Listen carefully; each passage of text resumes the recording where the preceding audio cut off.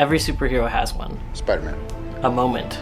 Sometimes quiet, sometimes catastrophic, where the ordinary version of their life ends and the real story begins. For Peter, it was a spider. I was bitten by a radioactive spider. For Batman, the alley in Gotham. I know, this is not exactly the kind of content you were expecting to get from my finance YouTube channel. I'm calling this my origin story because, believe it or not, I did not spend my childhood thinking that I was going to become a queer financial coach someday. Shocking, I know. So if you ever wondered how someone ends up here doing this, writing blog posts and YouTube videos about index funds and helping queer people build wealth and financial freedom, and the particular financial terror of being cut off by your family, this is that story. I grew up in a small town in Northwest Ohio, watching my mom clip coupons and brag that she'd never paid money for a toothbrush. This wasn't a hobby, this was a strategy. My dad was grinding through medical school, and my mom was making the math work on an income that didn't have a lot of margin. I watched her turn a grocery budget into a kind of superpower, knowing exactly which store had the better deal on chicken this week, stacking coupons like a card player, and making nothing stretch into something. It wasn't glamorous, but it worked.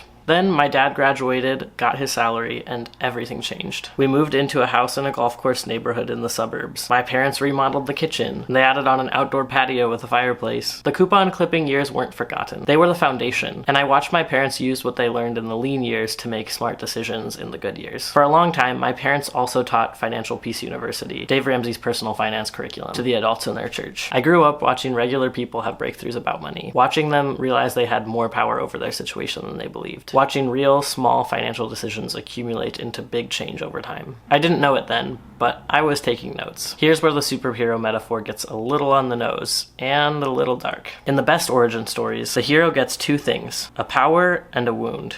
Spider-Man gets bitten by a radioactive spider and also loses his uncle. Batman gets the detective obsession and also loses his parents in that alley. The power and the loss are usually the same event, or at least tangled together. Mine were too. When I came out as queer and trans, my parents withdrew their financial support. They told me that they believed my gender-affirming care was like a drug addiction. And just like that, the safety net that I assumed would always be there since growing up was gone. I realized quickly that I was my own safety net from then on. I want to be honest about what that period felt like. It wasn't just hard financially, it was humiliating in a way that only happens when people that you love use money as a weapon. I watched my parents add that patio and remodel their already gorgeous kitchen. They were thriving, and I was out here trying to figure out how to pay for medical care and untangling years of internalized transphobia. I had internalized the lie that I wasn't the kind of person who got to have financial security, that all of that was for someone else. That particular lie is one that I hear from so many clients that I work with now. Unfortunately, I'm not a unique case of financial struggle in the LGBTQ community. According to the Center for LGBTQ Economic Advancement and Research, 73% of LGBTQ plus people said that they could rely financially on their family before coming out, but only 62% could after. The gap is even larger for transgender respondents, and the average LGBTQ plus household earns about $12,580 less per year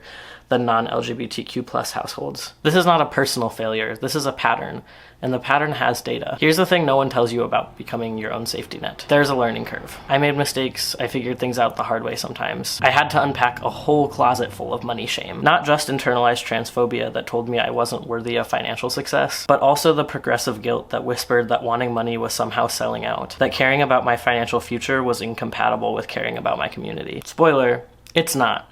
In fact, the more researched you are, the more generous you can be. What I did have going for me was everything I'd absorbed growing up. Those coupon clipping years, the financial conversations at the dinner table, the deep understanding that small financial decisions made consistently add up over time. I hadn't known I was learning it, but it was in there. So I got to work. I educated myself, I saved aggressively, I made intentional, strategic decisions, including using a 0% APR credit card to pay for top surgery without touching my emergency fund. That is another video, and I will link it after this one. My partner and I found ways to do things that felt impossible, putting me through my final college courses to finish up my psychology degree, supporting me through a necessary break from work after extreme burnout, paying for top surgery, our dream wedding, and a trip to Montreal all in the same year, a canoe trip, a backpacking trip, and then Sacramento, all while saving $30,000. I left my job last November, not because I had to, but because we had built enough of a foundation that I could choose to. Even with leaving that job, we still grew our net worth by $30,000 last year.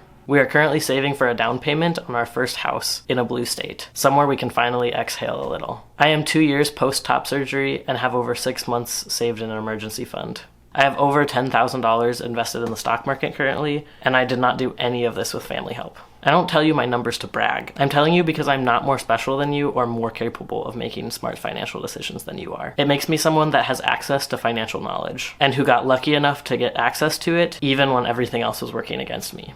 That luck is exactly the problem. Here's the moment where the superhero stops just surviving and starts doing something with it. I was trained as a certified professional coach straight out of college. For years I worked in community mental health, watching people carry impossible burdens. Poverty, housing instability, healthcare barriers, all that had financial roots. And when I looked around at the broader queer community, I kept seeing the same thing. Brilliant, capable, deeply resourced in every other way people who had never been given the financial tools that they needed, who'd been cut off or discriminated against or underpaid or simply never taught. More than half of LGBTQ plus people, 51%, have less than $5,000 in savings. 20% have no savings at all. LGBTQ plus adults own homes at a rate of about 20 percentage points less than their cis-het counterparts. Trans women are typically paid 60 cents on the dollar that other American workers make, and non-binary and gender fluid people make about 70 cents on the dollar. This is not because queer people are bad with money. It's because the system isn't built for us. The information was never given to us, and the safety nets that most straight and cisgendered people take for granted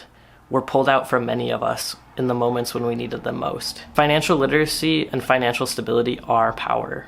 They are freedom to do the things you love, to travel, to leave a bad relationship, to leave a bad job, a bad state. They are the difference between surviving and actually being able to build the life of your dreams. And I've watched money not just change individual lives, but entire communities when it flows towards people who have been systematically excluded from it.